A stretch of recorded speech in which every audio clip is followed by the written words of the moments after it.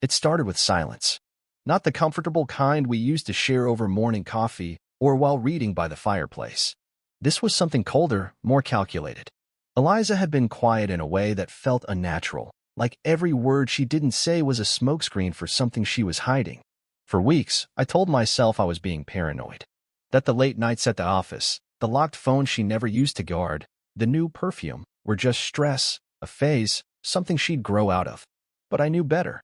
I'm trained to notice changes, to hear lies in the pauses. I was once someone who lived in the shadowy corners of the world where silence often meant the difference between life and death. And Eliza, she'd forgotten that about me. She was asleep when the phone buzzed that night, 1:46 a.m., a faint, sharp vibration that barely stirred the duvet. But I heard it. I always heard it. I didn't move right away. Just listened. Her breathing stayed even. She didn't stir. But the phone screen lit up the room just enough for me to see her arm slip slowly from the bed and snake toward her purse. Eliza rose quietly and padded into the hallway. I gave her a head start before I followed.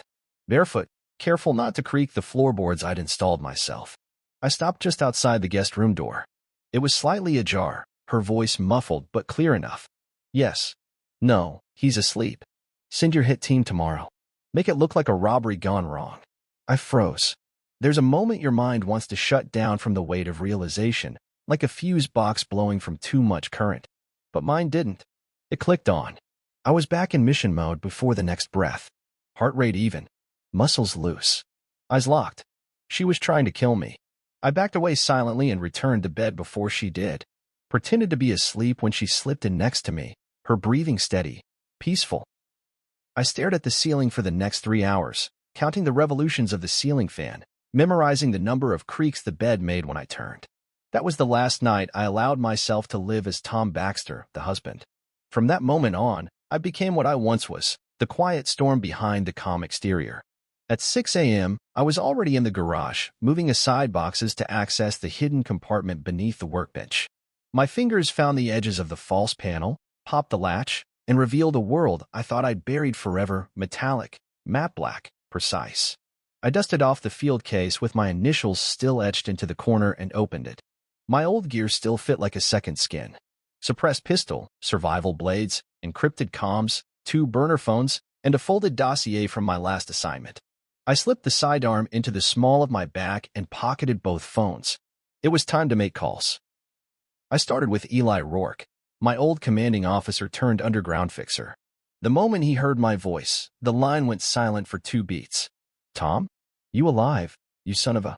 Not for long if I don't move fast, I said. I need surveillance. I need gear. And I need it yesterday. He didn't ask questions. Not yet. Just sent me a time and location. I closed the garage, pulled my hoodie tight, and drove the back roads into the city. The streets were quiet, morning mist still clinging to the curb edges, streetlights blinking into rest. My mind ran through tactical layouts of the house, entry points, defensible positions. I hadn't trained for suburban warfare, but war was coming to my doorstep, and I'd be damned if I didn't treat it like Kandahar. By 9 a.m., I was back home. Eliza had left for her Pilates class. I watched her go, lips tight, face unreadable. She even kissed my cheek. She thought I was clueless. I started on the windows first. Every lock reinforced with internal sensors and vibration alarms I sourced from Eli's cache. I ran a closed-circuit feed through the attic and routed it into an old tablet I kept hidden in a hollowed-out book. Motion detectors under the floorboards. Pressure sensors inside the carpet edges. My house, our house, was becoming a trap disguised as a home. By noon, I'd installed sonic emitters in the hallway vents, custom rigs that could disorient anyone unfamiliar with the layout. In the kitchen, I rerouted the gas lines with a fail-safe vent trigger. I wasn't planning to kill them, not unless I had to, but they wouldn't walk out the same way they came in. Then came the basement. I hadn't gone down there in years, but the reinforced walls I once built to store archival documents now served a better purpose. With the right tools, it became a soundproof holding cell. At 3 p.m., I sat on the living room couch, the same one Eliza and I picked out from a boutique furniture shop in Asheville. The irony wasn't lost on me. I looked around at the home we built together, photographs on the walls, matching mugs in the kitchen, the faint scent of her perfume still clinging to the air. This place had once felt like a haven. Now, it was my battlefield. My hands didn't shake. My thoughts were sharp. I knew this game. I had played it better than most. But it never felt quite like this before. So personal, so intimate. The woman I trusted, the life I built, it was all a smokescreen. Eliza wanted me dead. Tomorrow, she'd find out who she was really married to. People talk about hindsight like it's a curse. I don't see it that way. Hindsight is a map, a painful, unflinching map that shows you every wrong turn you took because you trusted someone you shouldn't have. As I sat in the dark that evening, staring at the wedding photo on the mantle, Eliza in white, smiling like she'd won, I finally let myself trace that map backward. It started 5 years ago. A gala at the Veterans Fundraising Ball. I wasn't planning to attend. I hated black tie events, the pomp, the plastic laughter. But Eli had insisted, saying I needed to get used to civilian life. Might meet someone worth a damn, he joked. I never expected to meet her. Eliza was magnetic, polished without being cold, charming without overreaching. She didn't ask what I did. She just asked what I liked. Furniture, I told her, and she didn't laugh like most people did. Instead, she smiled and said, "Would tell stories, doesn't it? You just have to know how to listen." I should have known then. She was always good at listening for the purpose of learning how to use your own words against you later. We dated for 8 months before I proposed. She said yes with tears in her eyes and her arms wrapped around my neck. She moved in 2 weeks later. Our home felt alive, full of music, smells of her cooking, well, cooking she ordered and claimed as hers. I was happy, or I thought I was. The unraveling was slow. She started with subtle changes, a fascination with high-end designer labels that didn't match our modest lifestyle. A little indulgence never killed anyone, she'd say. Then came the late nights. Marketing clients, she claimed. Big contract coming. I didn't question it. I wanted to believe her. But people like me, we don't unlearn our training. I noticed the way her phone always flipped face down, how she smiled a little too long at texts she wouldn't let me see. One night, she came home with a faint whiff of cologne that wasn't mine. I told myself it was her rideshare driver. I told myself a lot of things. The shift in her body language was the loudest clue. Eliza used to curl into me at night, toes freezing, seeking warmth. Now, she kept to her side, phone clutched in her palm, screen lighting up impulses she pretended not to see. Her laughter changed to quieter, less spontaneous. As if she were rehearsing joy for someone else and using up the real thing before she got home. It wasn't just her. The house started to betray her too. I'd find receipts in the trash, ones she didn't expect me to look at. Expensive dinners, jewelry she never wore around me, Uber rides to unfamiliar addresses. And that's when I made the decision. I wouldn't confront her, not yet. I'd confirm everything first. I went out into the backyard workshop and unearthed a lockbox I hadn't opened in years. Inside was a contact list written in cipher, invisible to anyone without the right lens. I ran my fingers over it until I found the name I needed, Maddo. Maddo had been my ghost in the machine back when I worked intelligence detail in Belarus. He could hack a steel vault using a toaster and a paperclip if you gave him enough time. I hadn't spoken to him in 4 years, not since we'd staged his death for a job that turned political. But I knew he was alive. I'd kept tabs. I always keep tabs. I sent a dead drop message through an encrypted relay server only he and I shared. Less than an hour later, my burner phone buzzed with a single message. Still breathing. Still watching. Let's talk. He'd included coordinates and a time. 11:30 a.m. tomorrow. A diner off Route 14, middle of nowhere. I spent the rest of the night preparing. Cameras hidden in smoke detectors, a keylogger in her home office, a ghost program installed on her phone through a clone SIM she never saw me swap during one of her spa days. She was careless. Too confident. That would be her mistake. By morning, I played the part. Made coffee. Kissed her cheek. Pretended not to notice the way her eyes shifted when I asked about her day. I told her I wasn't feeling great and planned to stay home. She barely blinked. Just nodded, grabbed her purse, and walked out. At 11:15, I pulled up at the diner, a rusty, lonely place with more flies than customers. Maddo was already seated, hoodie drawn up, fingers wrapped around a chipped mug of black coffee. His face had more scars than I remembered, but his eyes were the same, calculating, fast. "Long time, Baxter," he said. "You look like hell. You always say that. Because it's usually true." He slid a small briefcase across the table. "Everything you'll need. Clone cell data, keyhole taps, live GPS, and some extras, facial recognition, voice scramblers. She's been busy. I opened the file and saw photos. Eliza, dressed to kill, sitting far too close to a man I recognized instantly, Trevor Lang. Former financier, current suspected arms dealer. Dangerous. Eliza's smile in those pictures made my blood run cold. That was a smile I hadn't seen in months. He bankrolls a group called Apex, Matto said. Off the books hit squats. Deep pockets. All trails point back to him. She's not just cheating, Tom. She's contracting your execution. I clenched my fists. It wasn't rage. Rage is loud. This was quieter, more dangerous. A calm before a kill. Any names on the team? I asked. Matto nodded. 4. Ex-military. One used to train with you, actually. Guy named Reese Dalman. Perfect. I'd been waiting for proof. Now I had it. My house would be ready. My mind was already ahead of them. As I drove home, the shadows in my rearview weren't just trees.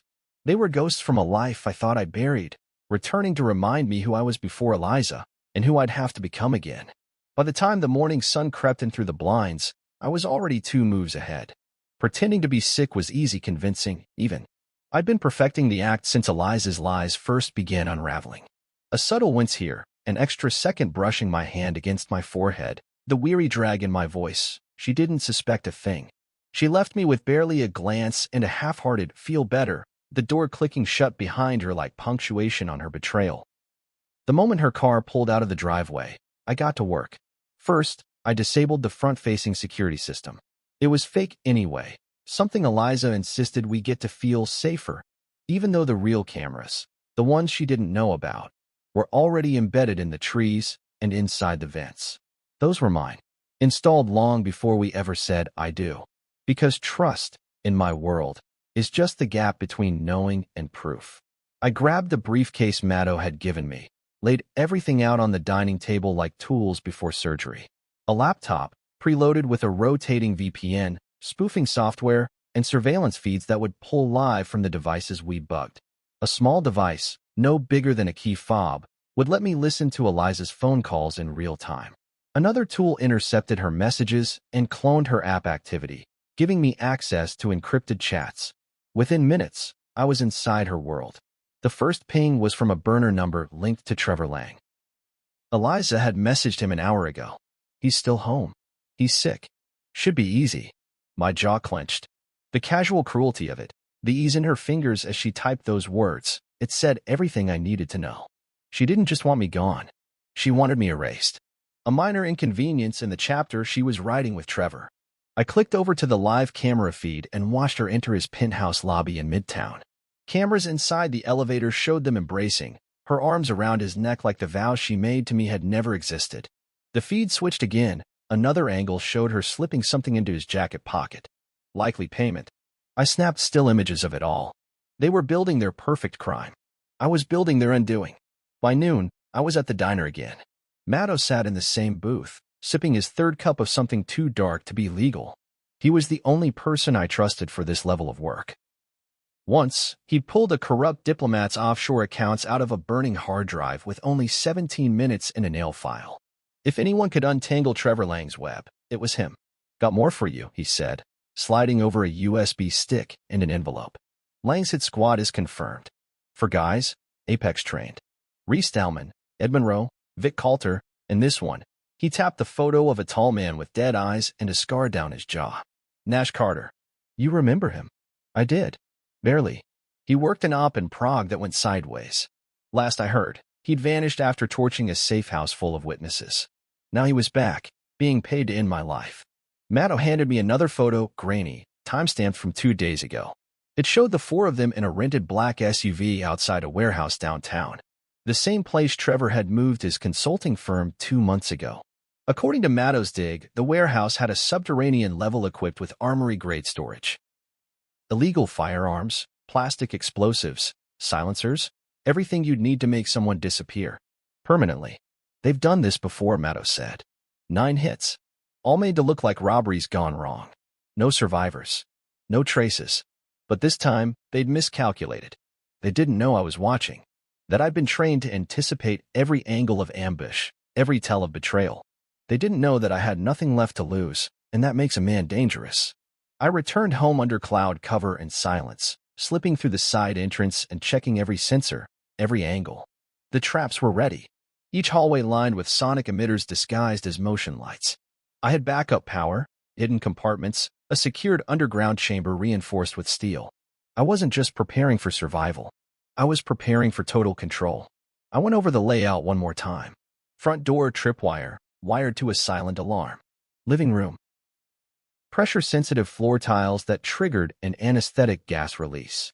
Hallway. Infrared cameras and a decibel threshold alert that picked up whisper-level movement. The kitchen looked like a cozy escape route, but the drawers held tactical gear, retractable blades, and a panic switch disguised as a drawer knob. The basement. Well, that was the beating heart of the entire setup. Soundproof, camera-aligned, and more than ready to hold confessions that would burn Trevor's empire to the ground. I ran through the plan again. The hit squad would strike when they thought I was alone, weak, off guard. But I'd be waiting.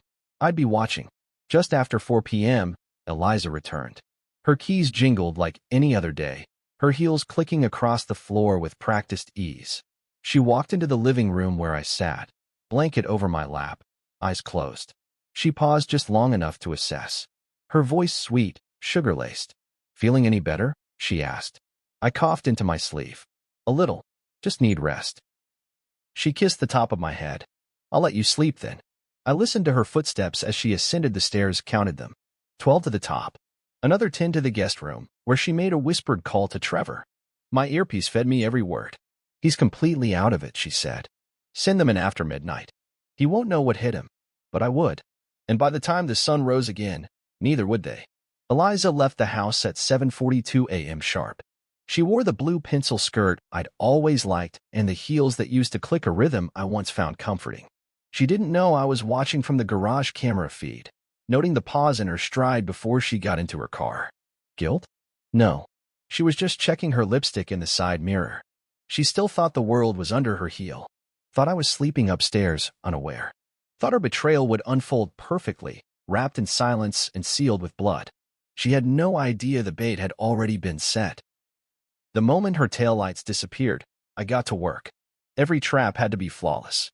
Every sensor had to trip exactly when I needed it to. The illusion I was still weak, oblivious, needed to be airtight. The house had to appear vulnerable, unprotected. The perfect target for a quick in-and-out kill. Downstairs, I adjusted the temperature controls linked to the anesthetic gas I'd embedded in the vent systems. Too hot, and the compound would evaporate too fast. Too cold, and it wouldn't activate at all. I ran a controlled simulation, pumping the non-lethal version through one room and watching it disperse on camera. The delay was 3 seconds too long. I adjusted the timing, shaved a sliver off the pressure valve. Ran it again. Perfect. Next was the smart lock integration.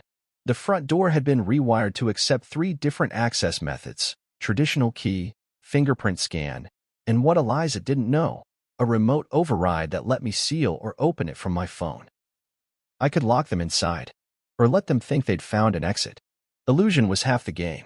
Fear was the other half. In the hallway, I installed ultrasonic emitters, frequencies designed to disorient and disrupt equilibrium. I'd tested them in Kandahar against hostile captives who'd trained to resist pain. Within 60 seconds, the strongest of them collapsed to their knees. Paired with strobe pulses from the overhead lights, the hallway would become a weapon in itself. Where Eliza had taken her secret phone calls. The scent of her perfume lingered in the curtains, an echo of the lies she told. I opened the drawer and found the burner phone she thought she'd hidden behind her silk scarves. I connected it to my rig and pulled the last 5 messages. All from Trevor. "Midnight. Go time. Tell him you're staying at your sister's. We'll handle the rest. You're going to be free soon, baby." Free. That word rattled in my skull. She wanted freedom so badly she was willing to stain her hands in blood to buy it. I wondered what freedom would feel like for her behind bars. By 4:30 p.m., she called. "Tom," she said, voice perfectly pitched to sound concerned. "I'm staying with Anna tonight. You still feeling sick?" "Yeah," I murmured, hoarse and groggy. "Probably just something I ate." "Per baby," she said. "Get some rest." The line clicked dead. I smiled. As night fell, I shut down all visible security feeds and rerouted the hidden ones to a private tablet. From my concealed station in the attic crawl space, I had eyes on every room. I drank half a bottle of water, laid a blood packet across my abdomen beneath my shirt, and collapsed onto the living room floor, motionless, just in case one of them came in for early reconnaissance. The smell of false vulnerability had to be perfect. At 11:50 p.m., movement pinged the outer perimeter sensor, silent alert, just as designed. For men, black tactical gear, 2 with suppressed weapons, 2 with knives drawn. Masks on. Coordinated. Clean.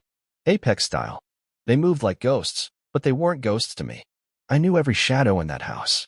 Every footfall. Every breath they didn't realize they were holding. As they breached the front door, the lock system reset behind them, silently trapping them in. One of them whispered, "Target in the living room. He's down." They didn't see the pressure sensor under the rug. They didn't hear the gas hiss from the vents. By the time the first one dropped to his knees, disoriented, it was too late. The bait had been set. The wolves had come. And now, they were inside the lion's den. The first one stepped into the living room, rifle angled low, boots gliding over the Persian rug like a snake through grass. He didn't speak. Didn't need to. His body language said enough: calm, trained, calculating. Apex worked only with elite ex-military professionals. The kind of men who didn't rattle easy. But he didn't realize the floor beneath him had already weighed his presence, calculated his pressure, and activated the dispersal system. A faint hiss, just a breath of sound, escaped from the ceiling vent. The anesthetic gas was odorless, colorless, and timed to react slowly, just enough to make their movements sluggish without tipping them off right away. He paused for half a second, maybe registering a light dizziness, but moved on. They always did. 2 more slipped in behind him, one to the rear, watching for movement, the other scanning the hallway to the kitchen. I lay perfectly still on the living room floor, blood packet pressed between my ribs and shirt, a smear of it catching the glow of the moonlight through the blinds. To the untrained eye, I looked down and dying. That was the point. One of them moved in to check my pulse. He knelt beside me, lowered his weapon for just a second. That was all I needed. My hand shot up like a viper, grabbed his wrist, and twisted. The sound of his ulna snapping echoed in the living room. Before he could scream, I flipped him over and slammed the stun baton into his back, dropping him like a sack of bricks. The others reacted instantly, one raising his weapon, the other yelling, "Move." They didn't realize the hallway was already armed. The moment the third operative crossed the threshold, sonic emitters embedded in the walls activated. An invisible wave of high-frequency sound crashed into him, sending his equilibrium into chaos. He dropped his weapon and stumbled like a drunk, crashing into the corner table. His partner spun and fired, once, twice, wild shots that thudded into drywall inches from my shoulder. I dove behind the couch, hit the switch embedded beneath the armrest, and the lights in the room burst into a flickering strobe pattern. Disorientation complete. Gas. Sound. Sight. Every sense under assault. The last one, the team leader, regrouped faster than the rest. I could hear him bark commands, muffled through his mask. Regroup. Cut visual. He had military bearing, but he hadn't planned for a battlefield inside a suburban home. He advanced blindly, weapon raised, unaware of the proximity tripwire beneath the coffee table.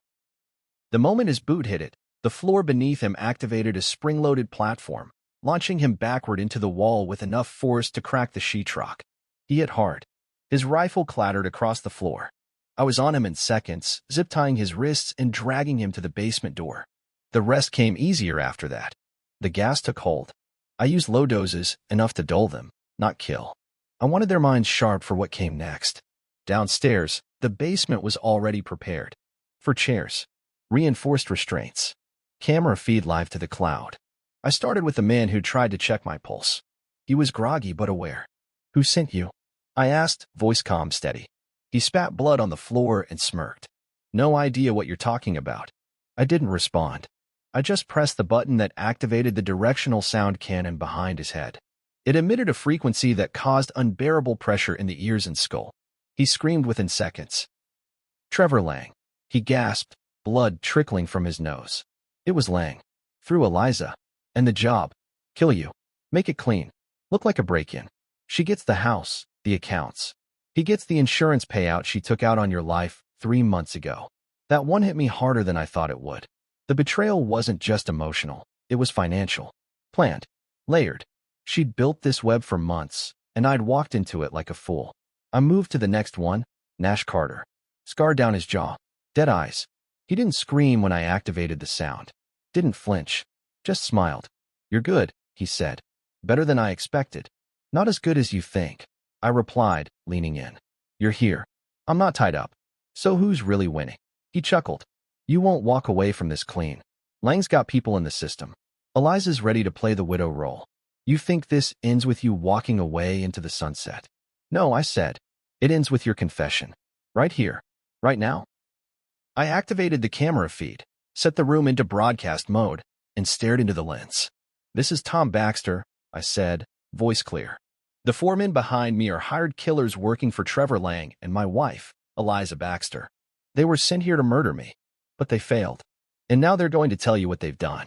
One by one, I turned the camera to each of them, activating the files Maddow had embedded in the cloud, backed up audio, location data, photos, and now, real-time confessions. By dawn, I had everything I needed. For hired killers in custody. Video evidence. Audio proof of Eliza's voice giving the kill order. A paper trail linking her to Trevor's offshore accounts. I walked upstairs, grabbed the remote, and turned off the strobe lights. The house was still.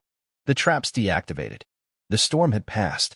But the harvest was just beginning, and I was far from finished. I sat at the dining table just after sunrise, the house heavy with silence. Not the silence of fear anymore, but the kind that settles over a battlefield once the smoke has cleared. The hit squad was secured in the basement, each one zip-tied, sedated, and positioned squarely in front of the camera that Maddow's software now had control of. Every confession had been uploaded to 5 encrypted locations, each one ready to be broadcast simultaneously. Now came the next phase, exposure. I opened the laptop and connected to the cloud server Maddow had custom-built for this moment. He called it Judgment Day, a real-time hijack module, meant to override firewalls, route through proxy relays, and take over any designated public stream. I'd picked Trevor Lang's company website, not just because it had over 1 million monthly visitors, but because it represented the pristine, curated image he'd spent years building. Clean, elite, untouchable. That ends today. At exactly 8 a.m., Lang Corp's homepage blinked out. Visitors expecting to see a stock update or a smug press release were instead greeted by a dark screen. Then my face appeared, eyes locked on the camera, voice firm. My name is Tom Baxter. This is my home. This is what Trevor Lang and Eliza Baxter sent 4 men to destroy. Behind me, the screen shifted to split footage. Each of the captured him in, one by one, delivering their confessions under oath and on camera. Trevor Lang paid me $80,000 upfront. Eliza made the contact. Said her husband would be asleep. Said make it clean. I did work for Lang before, 2 in San Diego, 1 in Denver. Made them look like robberies. Just like you wanted. We were told to burn any files, any witnesses. This one was different. He was supposed to be an easy mark. The confessions played back-to-back in a seamless loop, each one confirming the previous, stacking evidence like bricks. I cut back in for the closing. There are documents stored in the LangCorp servers. Wire transfers, internal memos, and photos. You'll find them if you look. And if you don't, I've already sent them to people who will. Maddow's system rerouted the feed across all social media platforms.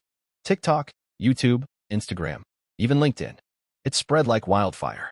By 8:07 a.m., the view count was in the hundreds of thousands. Comments began rolling in. Is this real? Someone call the cops. That's Trevor Lang's penthouse in the background. By 8:12, Lang's PR team tried to shut the site down. But Maddow was 5 steps ahead. Every attempt to kill the stream redirected to another link. Every time they blinked, it multiplied. By the time Lang even heard about it, it was too late. And right on cue, at 8:16, his black SUV pulled up in front of my house. I watched from the attic crawl space as he stepped out, trying to look composed. But his stride had urgency. His usual bodyguards weren't with him. He probably thought I wouldn't risk the optics. Thought he could intimidate me into silence. He still didn't get it. This wasn't about threats anymore. This was retribution. He reached the front door and tried to barge in, only to find the smart lock had sealed behind him. I triggered the override, let it click open just as he reached for his phone. The door swung wide.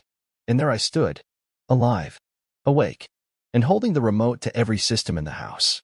Come on in, Trevor, I said, stepping aside. His face went pale. You don't know what you're doing, Baxter. I know exactly what I'm doing. You thought this was going to be a quiet cover-up. that I'd be dead by now and Eliza would be sobbing for the cameras, that you'd collect your payout and move on to the next husband you needed gone. He stepped into the foyer. You don't have proof of anything. Look up, I said. He followed my eyes to the TV screen mounted on the wall. His face twisted as he saw the live stream, one of his own him in, Nash Carter, confessing again. We did 3 others for Lang. Same setup. Always made it look like a robbery. He gave us burner accounts. Told us who to silence. You son of a, he growled. I didn't give him the chance to finish. I stepped behind him, locked the front door, and activated the basement release. Go downstairs. He hesitated. Or I send this to every federal office I've got queued in the system, including 2 I know are already watching your bank activity. That got him moving. The moment he stepped into the basement, his bravado cracked. He saw the 4 men. He saw the cameras. He saw the chair set up for him. You're going to torture me now, he sneered. No. I'm going to let you talk. On your own. Freely. He didn't sit right away. But he did speak. He confessed. Not all of it. Not at first. But enough. Enough to tie himself to the hits, to the bribes, to the manipulation of Eliza into becoming a partner in murder. When I asked him why he targeted me, his answer was almost laughable. You were in the way. I ended the stream after that. Sent the files to 3 contacts Maddow had prepared, 2 investigative reporters, and a federal task force lead in D.C. Then I activated the final protocol, an anonymous tip to the local police, GPS coordinates, and access codes to the house. When they arrived 30 minutes later, sirens blaring and guns drawn, I stood calmly in the foyer with my hands raised. I'm not resisting, I said. The people you want are downstairs. By 9:45 a.m., the house was swarming with law enforcement. The hit squad was dragged out in cuffs. Trevor Lang, hands zip-tied, face down on the concrete, was read his rights. The officers didn't even question it. The evidence was overwhelming. And as they pulled Eliza's burner phone from the drawer upstairs, with her voice giving the order, send your hit team tomorrow. Make it look like a robbery gone wrong. The officers looked at me like they didn't know whether to thank me or be afraid of me. I didn't care either way. They had what they needed. And Eliza was next. Trevor Lang's name used to mean something in this city. It opened doors, closed deals, bought silence. Politicians shook his hand at fundraisers, and journalists hesitated before publishing anything that might paint him in a bad light. He was untouchable, or so he believed. But power only lasts as long as your secrets do, and I just dragged his deepest ones into the light. The morning after the raid, the headlines were everywhere. Billionaire CEO tied to murder for hire ring. Lang Corp implodes after assassination plot exposed. Anonymous stream uncovers corruption, contract killings. He was front-page news, and not the kind that came with a cocktail party. Photos of him in cuffs flooded every screen, suit disheveled, face twisted with fury, blood on his cheek from when he tried to fight the arresting officer. There was no denying it anymore. Not when his voice, his face, and the damning evidence were all played on loop for the world to see. That morning, I sat in the safe house Maddow arranged, a small, windowless bunker an hour outside the city. I watched the news feeds roll in, cup of bitter black coffee in hand, every muscle in my body still buzzing with purpose. Trevor had been denied bail before his lawyer could even file the motion. The judge called him a flight risk, a threat to public safety, and, most importantly, the centerpiece of one of the most damning conspiracy charges this court has seen in a decade. The prosecution entered a mountain of evidence within 48 hours. Video confessions, financial records, security footage, burner phones. Lang Corp's board members scrambled to distance themselves. Shareholders pulled out en masse. The company lost $800 million in value by the second day. Sponsors withdrew, clients vanished, and high-profile partnerships publicly severed ties. The company was in free fall. And Trevor was in a cement cell, screaming for lawyers no one wanted to send. But I wasn't done watching. I wanted to see what collapse looked like from every angle. By the end of that week, one of Trevor's former security contractors, someone I remembered from an op overseas, came forward with more. Old emails, contracts, audio files of Trevor boasting about cleaning up problems with money and bullets. Maddow and I watched the press conference together over an encrypted feed. The contractor's voice shook, but the message was clear. This man used his money to play God, he said. But not anymore. I kept a journal during those days. Not because I needed to process anything. There wasn't grief in me. No regret. but because I wanted to record how fast a man like Trevor could lose everything once truth hit oxygen. The second week brought indictments on arms trafficking, embezzlement, blackmail. One of the hitmen flipped in exchange for a lighter sentence, giving the FBI a ledger with coordinates of buried caches in 3 states. And then the final knife twisted. Trevor's family, his old money, East Coast legacy clan, released a statement. We are appalled and ashamed. Trevor Lang no longer represents this family or our values. We will be severing all ties, including financial support, effective immediately. That did more damage than any court filing ever could. It stripped him of the last shield he had left. With no influence, no legal team worth their salt, and no outside help, Trevor became what he never imagined he could be, just another inmate in an orange jumpsuit, pacing the yard while the world that once trembled under his heel moved on without him. He tried to reach out once. A letter, handwritten, delivered by a neutral third-party Matt O'Neill. I burned it without reading the first line. I didn't need to know what excuses he'd crafted. I didn't need closure. I had everything I needed.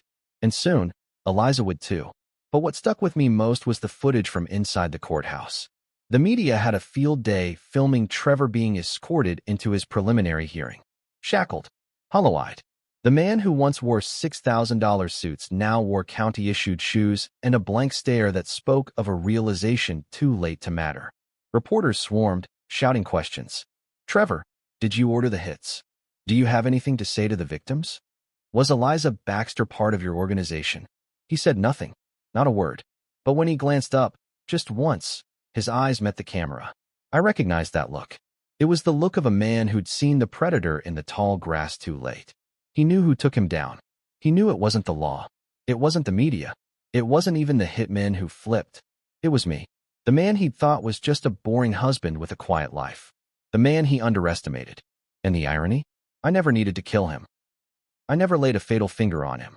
I just let the truth loose like a wolf into his empire and watched it rip through every lie he'd ever told. Now he sits alone. No empire. No fortune. No allies. Just memories of a plan that went wrong and a man he should have never crossed. Trevor Lang fell hard. But Eliza? Her fall would be slower. More personal. And I'd be the one guiding her every step.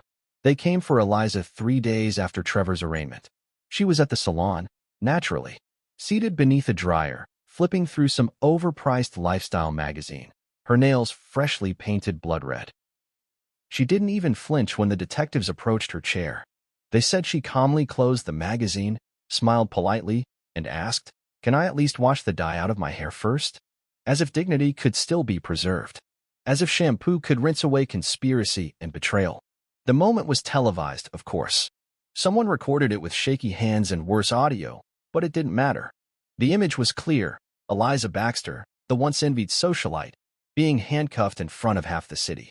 She wore those cuffs like she wore her jewelry, delicate wrists raised just enough to make it seem intentional. Poised. Controlled. That was Eliza's magic. She always looked put together, even as her life cracked around her. But behind that glamour was panic. I saw it in the booking photo. Her face had lost its color. Her eyes were wide, not from fear of prison, but from shock that the plan failed. That I wasn't dead. That she was caught. Eliza never prepared for losing. Not once. I watched the footage from the safe house, leaning forward in my chair as they listed the charges against her: conspiracy to commit murder, accessory to attempted homicide, wire fraud, insurance fraud, and obstruction of justice. One after another. Like bullets in a clip. Her bail was denied. Too much risk, they said. She was deemed a flight risk and a social manipulator. The press had a field day. Black widow or power player?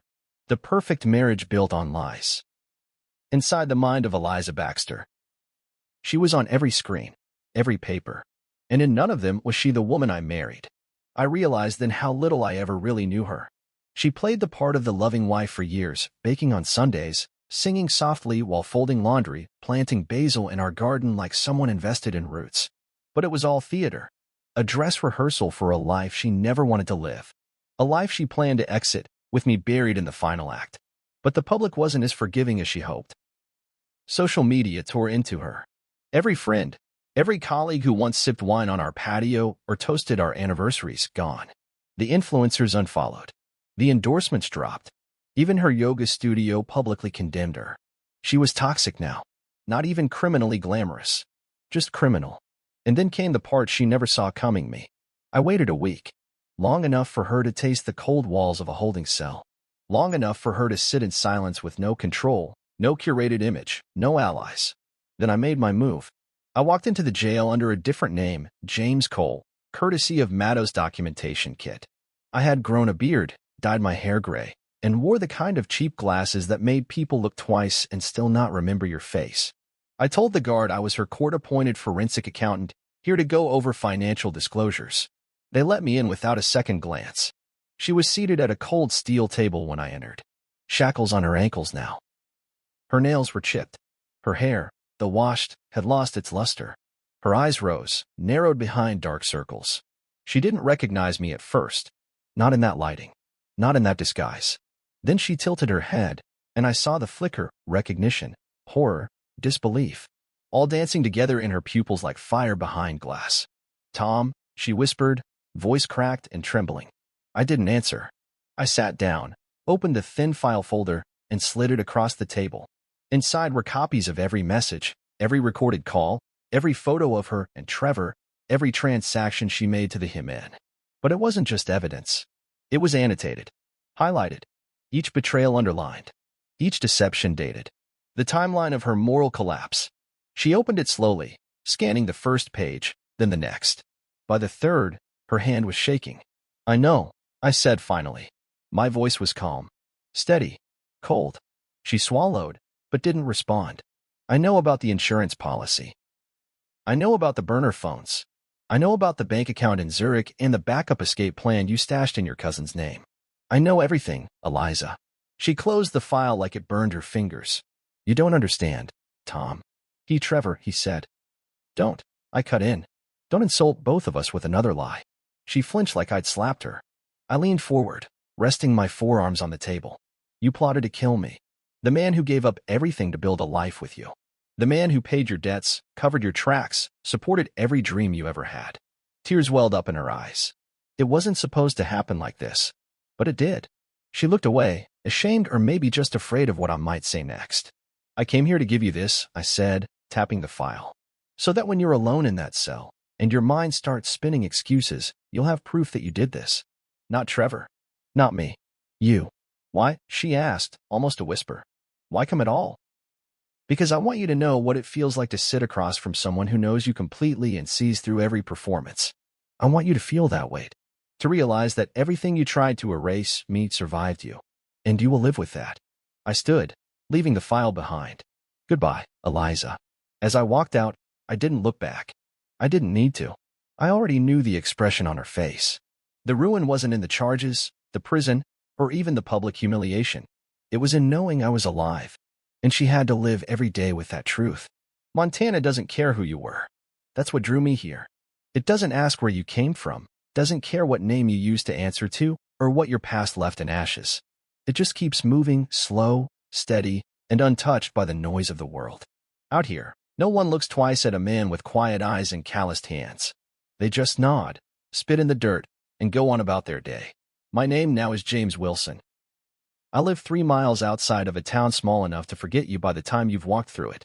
One diner, one post office, and a general store that still sells nails by the pound.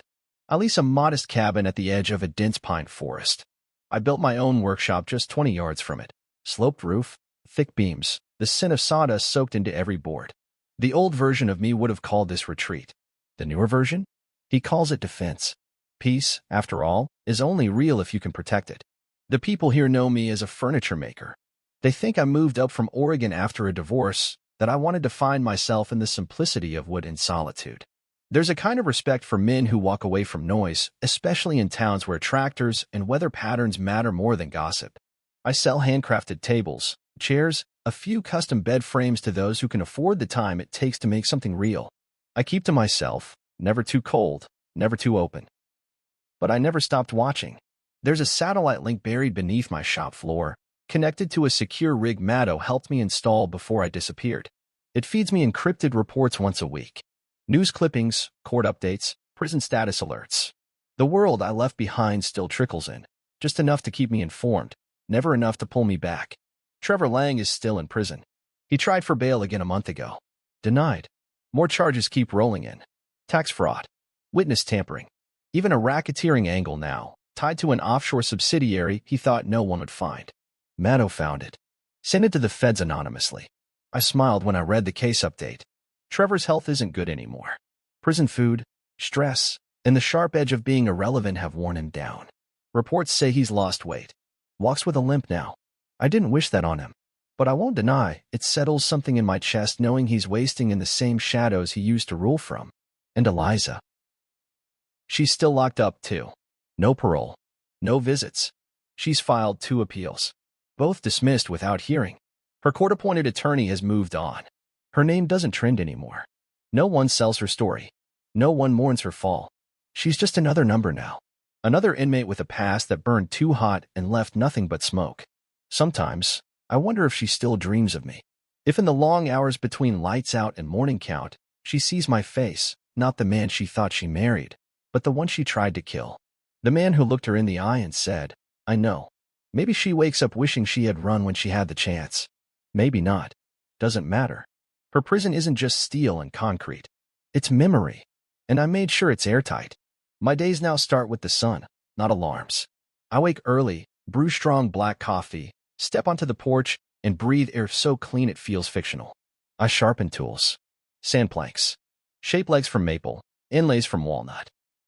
Each cut I make is deliberate, controlled, honest. I eat simple food.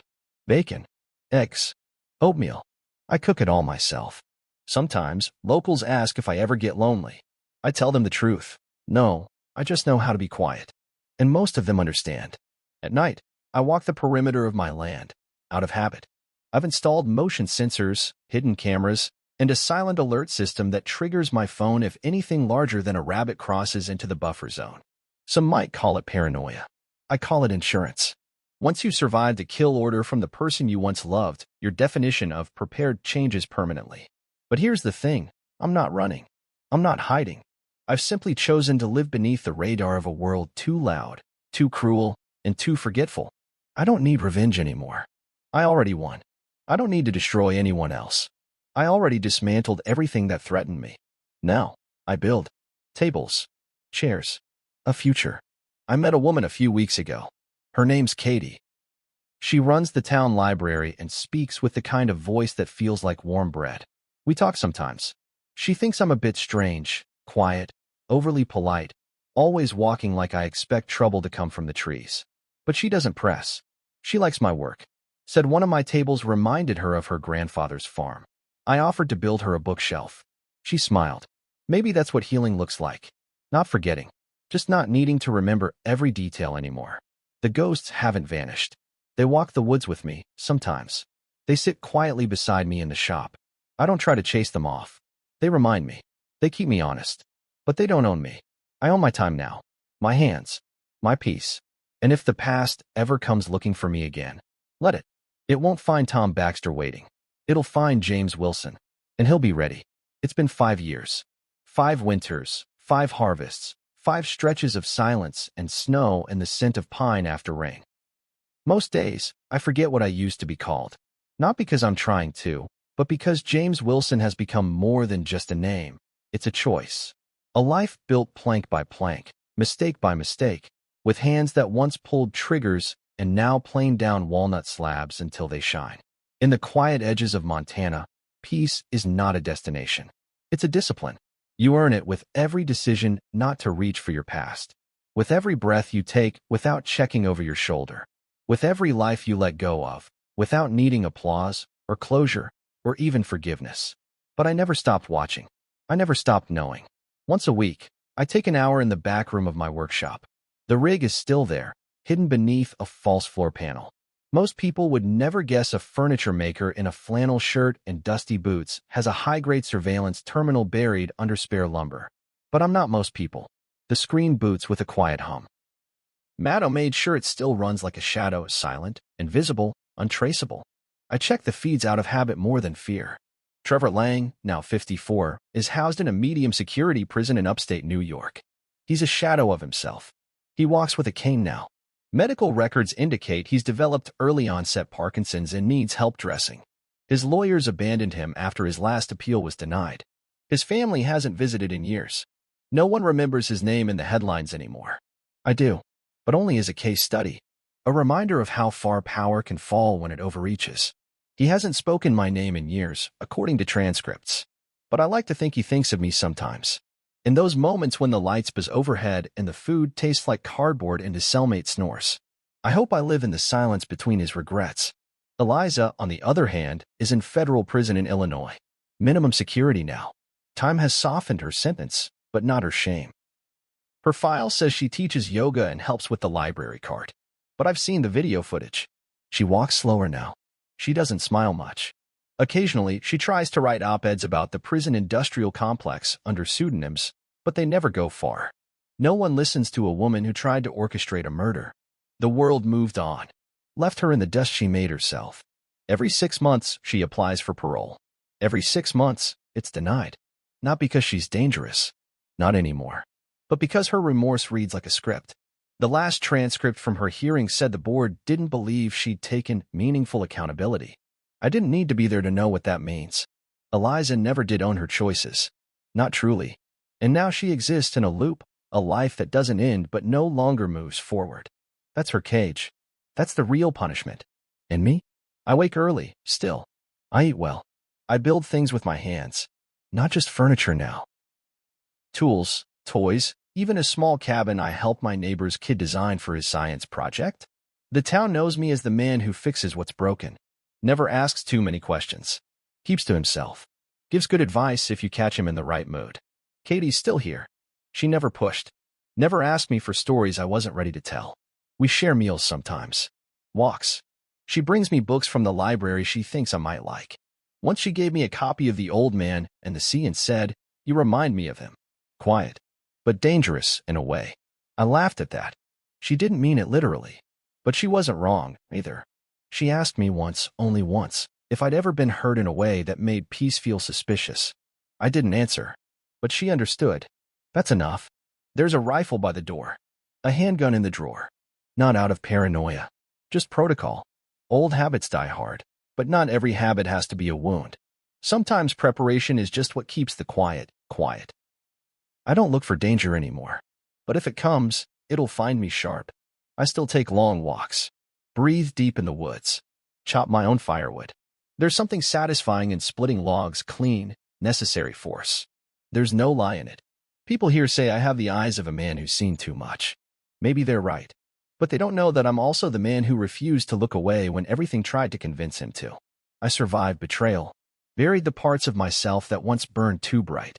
And now I live not as prey, not even as survivor, but as something rarer. I am the predator who found peace. And I will keep it. With quiet. With discipline. With hands that can build and defend. Always ready. Always watching.